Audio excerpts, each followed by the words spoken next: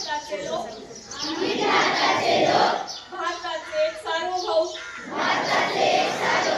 समाजवादी धर्मनिरपेक्ष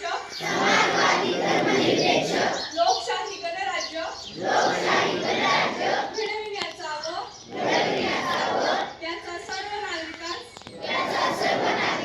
सामाजिक आर्थिक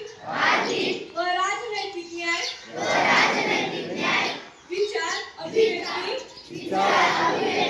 विश्वास श्रद्धा व उपासना